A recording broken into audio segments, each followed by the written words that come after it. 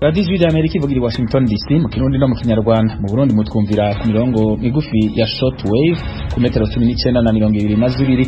Mu Rwanda turi kuri FM 104.3 no kuri FM 88.3 ya radio Inshuti ya Bose. Mwiriwe inshuti mwese muduteza amatwi, ni Fidel Niyongaba baramutsa bayikaza mu makuru y'akakanya.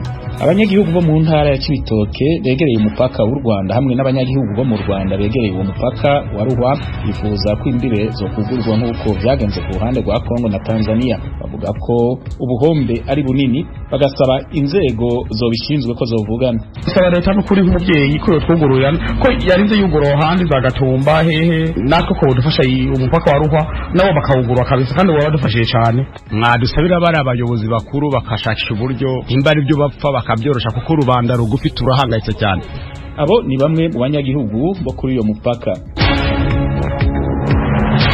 Naho abakora ubucuruzi bujabu ku mupaka muto wa Gisenyi Goma uzwi nka Petite Barriere babwiye Ijwi ry'Amerika ku munsi w'Imana urangiye no kuri uyu wa mbere mu gitondo ko bazonezerwa niyo umugambi wo kunoza ubucuruzi bujabuka imipaka y'u Rwanda na Kongo washigwa mu bikorwa. Abahinga mu byo kubaka bashize ahagaragara inyandiko igaragaza ibishobora kuba inkomoko y'isenyuka ry'inyubakwa iheruka guhitana abantu 9 muri leta ya Florida muri leta zunze ubumwe za Amerika. Indege z'ingwano za leta zunze ubumwe za Amerika zaraye zirashe ku bagwanyi bashigikiwe na Iran muri Iraq no muri Syria. Igipolisi cya Brazil cishe umuntu yikeye ku bwicanyi inyuma kumuhiga hanze y'umugwa mukuru.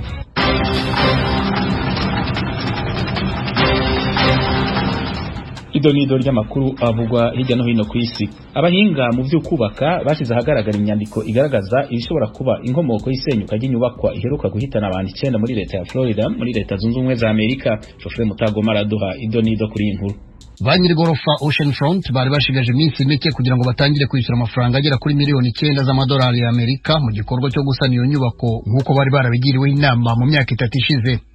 Umujyi wa Southside niwo washyize ahagaragara icyegeranyo kibigaragaza cyakozwe mu mwaka wa 2018 n'impuguke mu by'ubushakashatsi zo mu ikomanyi yitwa Morabito. Icyo cyegeranyo kandi cyagaragaje ko inkuta z'iyo nyubako zari zifite imisate ahantu henshi kandi hanini ku buryo bugaragara cyane cyane muri parking yayo. Byibuze abantu 9 baguye muri iyo gorofa yahirimye ku wa 4 w'icyumweru gishize, abandi barenga 150 baburi urengero. Urakoze Geoffrey. Indege z'ingwano za leta zunze ubumwe za Amerika zaraye zirashe ku bagwanyi bashigikiwe na Iran muri Iraq no muri Syria. Eugenie Mukankusi arabandanya inkuru. Amerika yavuze ko ubu noneho yakoze icyo cyiciro kindi cy'ibitero by'indege isubiza ibitero bya drone abo barwanyi bagabye ku bakozi ba Amerika n'inyubako zabo muri Iraq. Mu itangazo igisirikare cy'Amerika cyavuze ko cyari kibasiye ububiko bw'intwaro ahantu habiri muri Syria n'ahandi hamwe muri Iraq. Ntacyashyizwe ahagaragara niba hari umuntu waba yishwe cyangwa ngo akomereke. Cyakora abategetsi bavuze ko harimo gukorwa isesengura. Imitwe yo muri Iraq yishyize hamwe na Iran mu itangazo ryavuze ko 4 mu bagize umutwe wa Kataib Sayed al-Shuhada biciwe mu gitero cyo ku mupaka wa Syria na Iraq. Bumvikanishije ko bazihimura. Ibyo bitero bibaye ku mabwiriza ya Perezida Joe Biden ku nshuro ya 2 hategeka kugaba ibitero byo kwihimura ku barwanyi bashyigikiwe na Iran kuva agiye ku butegetsi mu mezi 5 ashize. Ubuheruka Biden yatanze itegeko ryo kugaba umubare muto w'ibitero muri Syria mu kwezi kwa 2. Icyo gihe yasubizaga ibitero bya roketi mu gihugu cya Iraq. Tugushimire Eugenie. Igipolisi cya Brazil cishe umuntu yikeye ku bwicanyi inyuma yo kumuhiga hanze y'umugwa mukuru. Eugenie Mukankusi arabandanya inkuru. Lazaro Barbosa yaramaze iminsi 20 yihishahisha ahirwa n'abasirikare n'abapolisi bakoresheje imbwa na za kajugujugu mu mirima hanze y'umugwa mukuru Brasilia, aho imiryango yo mu cyaro yari maze ibyumweru ibayeho mu bwoba. Uyu munsi kuwa mbere bamurasha arapfa. Barbosa yatorotse gereza nyuma y'uko ahamijwe icyaha cy'ubwicanyi yari yakoze mbere. Yakekwagaho ko yishe umugabo n'abahungu be 2 mu ntangiriro z'ukwezi kwa 6 no gushimuta mama wabo. Umurambo w'uwo mubyeyi wabonetse iminsi mike nyuma yaho mu gice cy'icyaro. Abasoda na polisi barenga 270 bagize uruhare mu ihirwa rya Barbosa wihishahishaga muri leta ya Goiás, aho yinjiye mu rugo rw'umuhinzi akabafata bugwate kandi akarasana n'abo bahinzi. Yakomerekeje abantu 3. Yibye imodoka kandi yabonywe na polisi agerageza kujya hanze y'umurwa mukuru. Yatwitse iyo modoka ahita aburira mu mirima nk'uko polisi yabivuze. Abo mu mujyi wa Cocazino muri leta ya Goiás nko muri kilometero 127 uvuye i Brasilia bari bamaze iminsi barahiye ubwoba kandi abahinzi benshi barahunze bati ibyabo nk'uko babitangarije ibiro ntaramakuru Reuters byo mu Bwongereza. Urakoze Eugene kuri iyo nkuru. Umugabo w'umuzungu yishe umukinyi w'amareresi umwirabure muri Portugal yaciriwe umunyororo w'imyaka 22 ibindi na mugenzi wacu Eugene Mukankusi. Evaristo Marino w'imyaka 77 yarase amasasu menshi Bruno Kande wari ufite imyaka 39 wakomokaga muri Guinea e Avenida do Moscavide mu birometero bigera ku 10 uvuye mu murwa mukuru wa Portugal Lisbonne mu kwezi kwa karindwi umwaka ushize 2020. Uyu munsi kuwa mbere urukiko rwahamije Marino ibyaha by'ubwicanyi bushingiye ku ibara ry'uruhu rumukatira igifungo cy'imyaka 22 n'amezi 9. Ni urubanza rwashyize ku karubanda ivanguramoko n'amateka y'igihugu y'ibihe byahise bya gikoloni. Evaristo Marino yabaye umusirikare mu gihugu cya Angola mu gihe cyari koloni ya Portugal. Yahohoteye kandi ashingiye ku ibara ry'uruhu rwe mbere yo kumurasa. Yamubwiraga amagambo akomeretsa harimo yagiraga ati subira mu gihugu cyawe. Bidatinze kandi akimara kwicwa abantu amagana bihereje imihanda mu myigaragambyo yarwanyaga ivanguramoko muri rumwe mu mbuga za Lisbonne basabira ubutabera kandi n'abandi bose bakozweho n'ivanguramoko. Akanama gashinzwe uburenganzira bwa muntu mu muryango w'ubumwe bw'Uburayi kavuze ko Portugal igomba gukora ibirushijeho mu guhangana n'amateka yayo y'ubukoloni n'uruhare rwayo mu icuruzwa ry'abacakara ryambukiranyaga inyanja Atlantika kugira ngo bifashe kurwanya ivanguramoko n'ihezwa bikorwa mu gihugu muri iki gihe. Ibirego by'ihezwa rishingiye ku moko byiyongereye kuri 50% bigera kuri 655 mu mwaka wa 2020. Cyakora iyo mibare bisa naho iri munsi cyane y'igipimo nyacyo cy'ibiba bishingiye ku moko nk'uko sekretari ushinzwe uburenganzira muri guverinoma ya Portugal Rosa Monteiro yabivuze mu kwezi kwa gatatu gushize. Mu yindi raporo akanama k'Uburayi kavuze ko hari ibindi birego byinshi bikomeye by'urugomo rushingiye ku moko rukorwa na polisi ya Portugal. Tugushimire kandi Eugenie. Umuhungu wa nyakwigendera Muammar Gaddafi ari president wa Libya ashobora kwiyamamariza kuba president mu minsi iri imbere. Ico cyumviro kirateye impungenge abahinga mu by'imigenderanire n'amakungu. Geoffrey Mutagoma arabandanya inkuru. Umuhungu wa nyakwigendera Muammar Gaddafi wari perezida wa Libya ashobora kwiyamamaza kuba perezida mu minsi iri imbere. Iki gitekerezo gihangayikishije impuguke mu by'ububanyi n'amahanga. Saif al-Islam Gaddafi, umuhungu wa nyakwigendera Muammar Gaddafi wari perezida wa Libya, amaze igihe atagaragara mu ruhame kuva mu mwaka wa 2017 ariko we n'inyeshyamba zari zamufashe. Ubu agaragara nk'uwitegura kwiyamamaza mu matora y'umukuru w'igihugu umuryango w'abibumbye n'ibihugu by'Uburayi na Amerika byifuza ko yaba muri Libya mu kwezi kwa 12. Kuba agaragara muri aya matora biteye ubwoba abadiplomate ba Amerika n'Uburayi n'impuguke mu by'ububanyi n'amahanga. Baravuga ko igihugu cya Libya gisanga mu bibazo bihagije bigitegereje hatiriwe hinjiramo umuhungu wa Gaddafi utavugwaho rumwe n'abatari bake. Zimwe mu mpuguke mu byerekeye ububanyi n'amahanga zibona ko kwinjira kwe muri politiki ya Libya muri iki gihe byaba bifite isura yo gushaka kwihorera kuruta iyo kunga abaturage. Saif ushakishwa n'urukiko mpanabyaha mpuzamahanga rumukurikiranyeho ibyaha by'intambara amaze igihe avugana n'itangazamakuru rya Amerika n'Uburayi abinyujije mu bahuza. Ayo yari amwe mu makuru avuga hirya no hino ku isi. Radio Ijwi rya Amerika ibandanya kubashikiriza ibiganiro byaryo mu Kirundi no mu Kinyarwanda i Washington DC. Mushobora no kudukurikirana kuri Facebook no ku kibanza cyacu cya internet aricyo www.akaburungu radio yacu voa.akaburungu.com.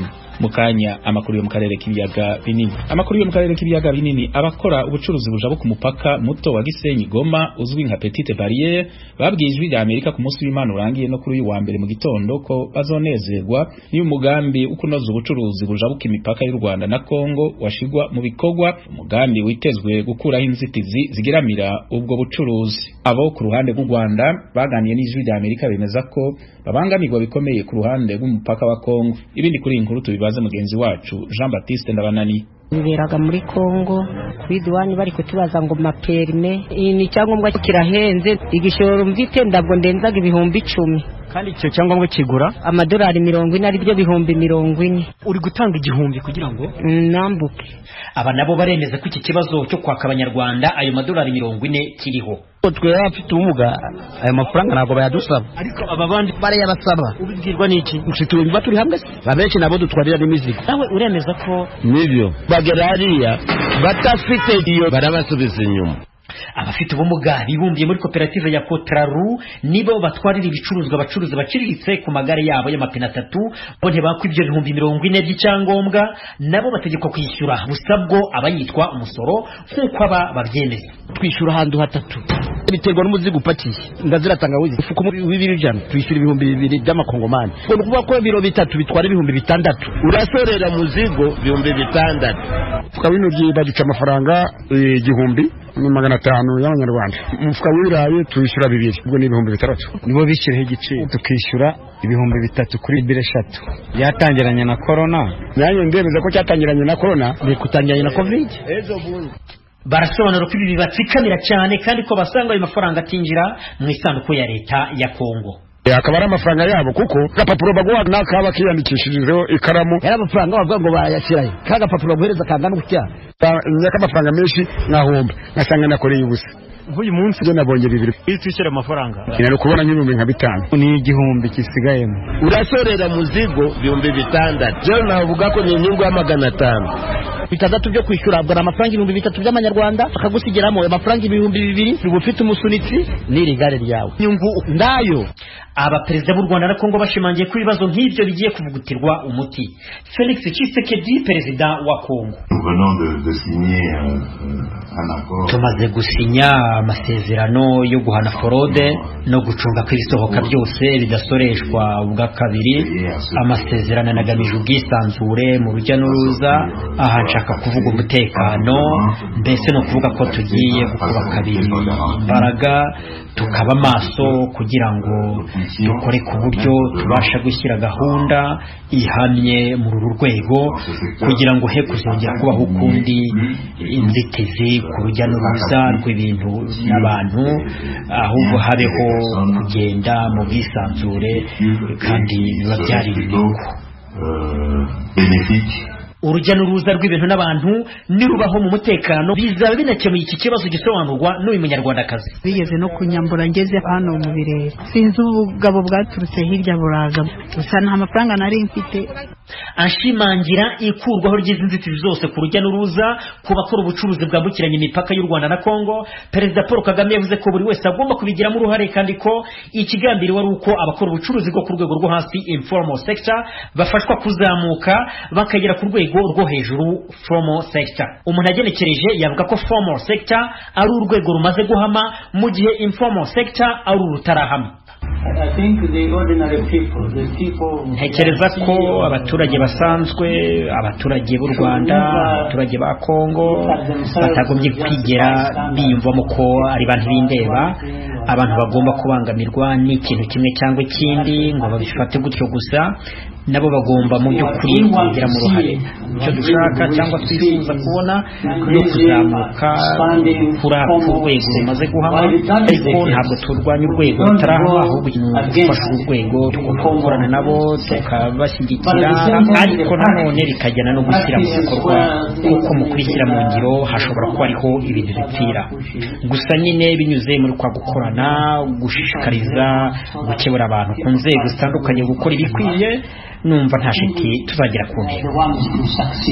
Abakora ubucuruzi buciriritse twaganiye bavuga ko gahunda nishyirwa mu ngiro bizabacengera mu mitima yabo nk'uko aba babivuga. Nzagira umunezero wa cyane. Ngiwe noshima Imana bibaye gutyo. Baramutse babidukoreye kuriya byadushimisha cyane. Twibutse ko baba perezida batangarije iyo gahunda mu nama bagiranye n'abanyamakuru ku wa 6 w'icyumweru gishize. Abanyagihugu baba mu gisagara cya Uvira mu buseruko bwa Repubulika ya Demokarasi ya Kongo batewe ubwoba n'indwara ya kolera ishobora kubageramira bitewe nuko bugarijwe n'ikibazo cy'amazi meza amazindwi zigera kuri 3 yarabuze. Ubuyobozi bw'ikigo kijejwe amazi muri Uvira buvuga ko ukubura k'umuyaga nkuba muri Uvira ari byo bituma amazi nataboneka. Inkuru y'umumenyesha makuru w'Ijwi rya Amerika Vedaste Ngabo ari Uvira. Iki kibazo cy'amazi kivugwa muri uyu mujyi kigaragarira buri wese utuye muri uyu mujyi mu birometero bigera kuri 15 n'umupaka wa Gatumba. Ugeze muri amwe mu makartie ugenda uhura n'abantu bamwe bikoreye amabido berekeje ku mugezi wa Kajyamabenge, abandi nabo batwaye amakinga ariho amabido bagiye kuvoma ku kiyaga cya Tanganyika, mu gihe abandi bafite ubushobozi bo bakoresha imodokari mu kujya kuvoma. Nzitunga Mercure iwe n'abandi banyuzi bagera kuri 30 twabasanze ku mugezi wa Karyamabenge bari kuvoma amazi yo kugurisha. Kugira amazi abonekane nyene mu mpangu baradutuma tukaza kuvoma Hakalimabenge, niyo bakoresha kibure kutanganyika. Umuntu agomba amazi yo kunywa aragenda hariya ku barabara ya Mwami, ariko kuyaronka n'ikibazo. Ibido mwe muri vomera ngahe? Ibido hariya ku barabara ya Mwami tuyivomera 700, 200 kuriha, kuyizana 500. Sifa Nyabade ni umuturage utuye mu mujyi wa Uvira, atuye muri quartier ya Nyamyanda. Twahuye nawe agiye kuvomesha amazi yo kunywa ahantu bita kwa Mwami, ni milimetero bigera kuri 3 naho atuye. Avuga yuko maze igihe kirekire ikigo gishinzwe gutanga amazi cya Regideso tutabaha amazi. Badutangiye kuko zite turabona amazi kugeza kuri uyu munsi ndi turabona amazi duhayitunywa n'amazi turimo gukura kwa Mwami. Ugatanga amafaranga ibido rimwe bari mu kurikuzanira kuri 500 kuvuga ngo tubona amazi. Turatesetse abantu bose babuze uko bagira. Twese hano muri iyi quartier yacu yose nta muntu ugira amazi n'umwe nta ukibona amazi. Twese turi mu kugenda abandi bakanywa za Karyamabenge. Kubera iribura ry'amazi riri mu mujyi wa Uvira, leta y'imfungenge bamwe mu baturage kuko bashobora kwandura indwara zituruka ku isuku rike. Umusore Fisto atuye mu mujyi wa Uvira. Nuvuga ngo mu kwezi bohereje amazi rimwe none abantu banywa Tanganyika kandi bakanywa na Karyamabenge. Wibuke ko Tanganyika nta puberi ba Uvira. Nuvuga ngo imyenda yose bayimena ahantu imvura yagwa ikayijana muri Tanganyika, iyindi bayimena muri Karyamabenge. Niyo mazi tumesa bameseramo, niyo mazi wogeramo, ni nayo banywa. None ibibazo ubwo uwo mwanda uwushize mu mubiri itagize ngaruka zaba ziremereye. Turasaba igihugu, turasaba n'abagira neza, turasaba ko mwatugoboka vramo kubera ko ikibazo cy'amazi ari ingorabahizi. Amazi n'ubuzima, numva ko dufite igice nta buzima dufite. James Saidi ni umuyobozi ushinzwe itangazamakuru mu karere k'ubuzima ka Uvira, avuga yuko kuva iki kibazo cy'amazi kigaragariye muri Uvira muri iyi minsi bamaze kwakira abagwayi 4 bagwaye korera. Mu kiganiro umuyobozi w'ikigo gishinzwe amazi muri Uvira cya Regideso Pasteur Rusimbana Vena Musafi yagiranye n'ijwi rya Amerika, avuga yuko kuva tariki 8 y'ukwezi kwa gatandatu mwaka 2021 muri uyu mujyi bafite ikibazo cy'ibura ry'amazi cyatewe nuko ikibazo cy'umuriro w'amashanyarazi wapfiriye i Burundi kandi ari wari usanzwe watse imashini zitanga amazi muri uyu mujyi. Twamenyesheje inshuti zacu zo muri SNEL kuri uyu munsi bari i Burundi gukora ahari ikibazo cy'umuriro. Turasaba ko mbere y'uko SNEL irangiza gukora uyu muriro, turasaba abaturage bakoresha amazi kwishura ibirarane by'amafaranga bari muri Regideso kugira ngo ibone amafaranga yo kugura amazutu yo gukoresha mu mashini mu gihe umuriro wapfuye. Uyu muyobozi akomeza kuvuga ko mu mfatabuguzi ba Regideso 600 bari Uvira bafite amadeni y'amafaranga arenga miliyari 1 na miliyoni 300 z'amakongomani zo kuva mu mwaka w'1986. Gusa bamwe mu bakoresha aya mazi ya Regideso bavuga yuko impamvu bajya mu birarane byo kutishura ari uko nabo batabona amazi yo gukoresha bitewe nuko atazi. Baramva tutazatwishura amazi nuko bataza bayaduhereza, nuwo bagiye kuja kuyahereza umunsi umwe bayaguha nijoro saa 6 ya nijoro. Abenshi bagira impango wasohoka bakawica kubera gutinya babandi ntusohoka ukabura amazi kandi ahari. Batuzana facture ntabwo woyishura nawe kuko ntazo wakoresheje amazi yabo. Si ikibazo cy'amazi cyonyine kiraje ishinga abatuye muri Uvira, ahubwo n'ikibazo cy'umuriro nacyo kiraje ishinga abatuye muri uyu mujyi kuko hari abamara ukwezi batawugira, abandi nabo ukaza nijoro gusa. Vedaste Ngabo ku bwaragiye rya Amerika Uvira mutarakivuye. Urakoze Vedaste kuri iyo nkuru. Mu Burundi ubushikiranganji bujejwe kumenyesha makuru bwatanguje igikorwa c'imisi 3 cyo guhinyanyura itegeko rigenga umwuga wo kumenyesha makuru muri ico gihugu. Umushikiranganji ajejwe kumenyesha makuru yavuze ko ivyo bikozwe mu ntumbero yo gushiraho itegeko rijanye n'ibihe. Irinde kuri inkuru na mugenzi wacu Eroje Wirikaneza ari Nairobi muri Kenya. Itegeko rigera hinyanyurwe n'iryo mu kwezi kw'icenda 2018. Imvunyamakuru zatumye leta yumvira kurisubiramo nuko hasigaye hari ibinyamakuru byinshi bikorera ku buhinga ngurukana bumenyi n'imbuga nkoranyambaga kandi iryo tegeko ataco ryari ryatekanije kuri n'ivyo binyamakuru. Ikindi nuko umwuga wo kumenyesha amakuru ubu wahurumbiwe cyane kurusha n'abakiri bato, harimo n'abatazi uko umwuga ukorwa hamwe n'amabwiriza bugenga. Rino tegeko rishasha kandi rije no gufasha kugira ntihagire abantu basubira kugurura ibinyamakuru bariko barisinira bakugaruka uko bigomba biragombeye. Marie Chantal Nijimbere mushikanganje kumenyesha amakuru Burundi. Mu itegeko dushaka guhinyanyura turashimikira cyane kucerekeye amaradiyo yegereye abenegihugu ariyo maradiyo communautaire. Ayo maradiyo nuko muri rusangi twasanze hari benshi bahurumbira kugurura ibimenyesha amakuru byegereye abenegihugu. Mugabo amaradiyo communautaire ayo akavuka no munsi ejo agaca yugara. Bivuga ngo ni umugambi mwiza, mugabo birasaba ko habaho itegeko ryo kugira ngo umuntu yugurure, mbega kugira umuntu yugurure radio y'abenegihugu ko tuzi ko ifite akamaro kenshi ku benegihugu baba yegereye. Ni biki byosabwa kugira ngo dushobore kugumeza iyo radio ifise ubuzima burebure, ntiyuguruke uno munsi ngo gice yugara cyangwa ngo yuguruke uno munsi tuje twumva hari yegereye abamenyesha amakuru.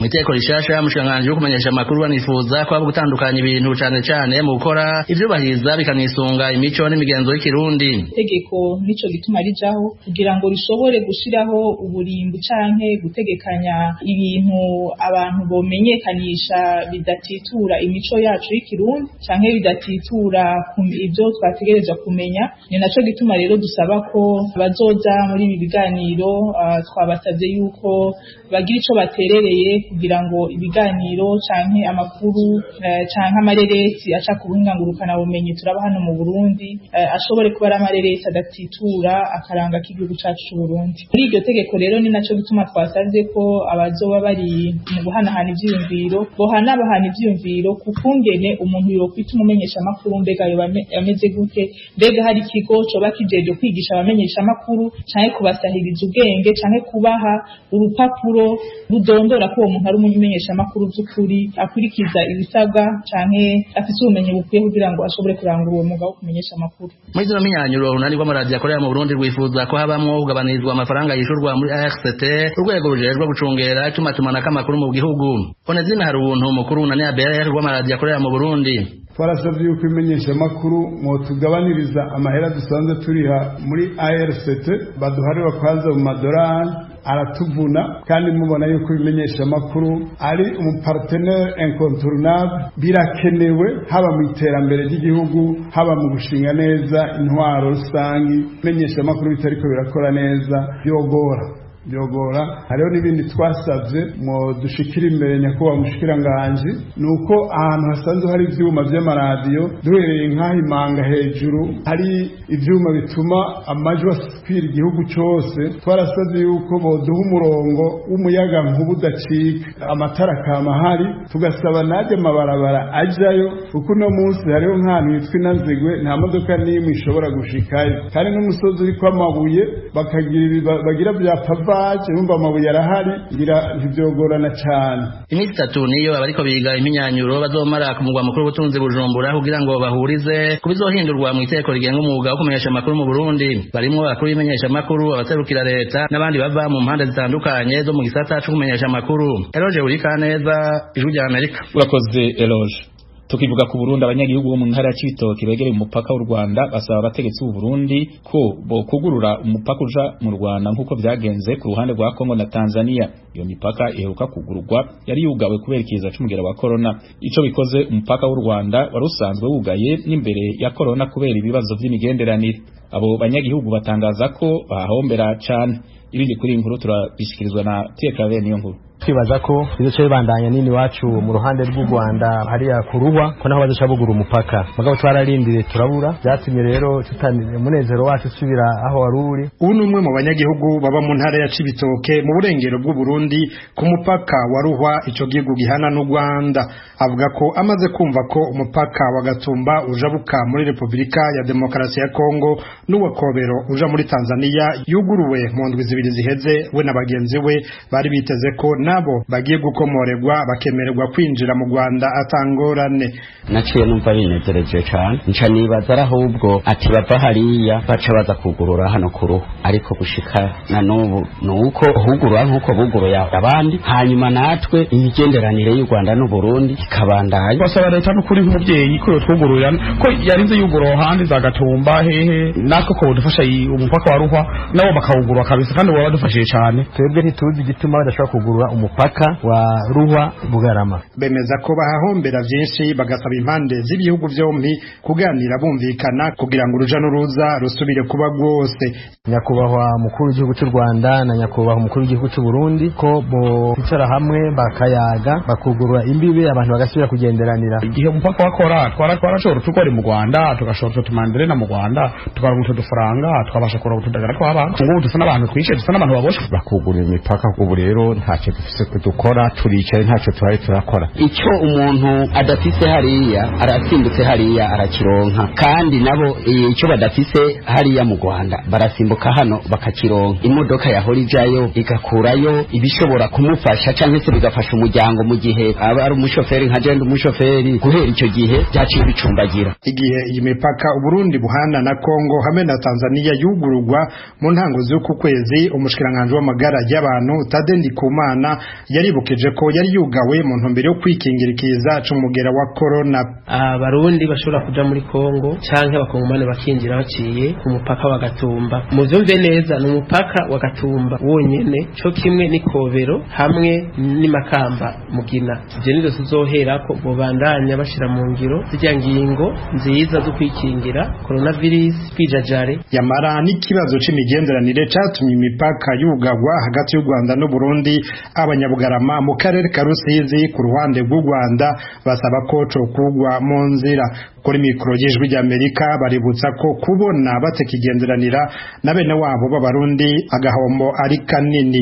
Aha ni naho hari isoko ryaremwa ku bice birenga 70% n'Abarundi bavuye mu ntara ya Cibitoke. Mbere nyine barezaga bakazana imyaka ino natwe tukajyayo tukabahahira nabivyo bakeneye mu Rwanda bakabitwara natwe ibyo dukeneye tukabizana. Hano twahakoraga amafaranga atari munsi y'amafaranga 2000 ku munsi, ariko ubu ngubu kwa barafunze byahise bihagarara.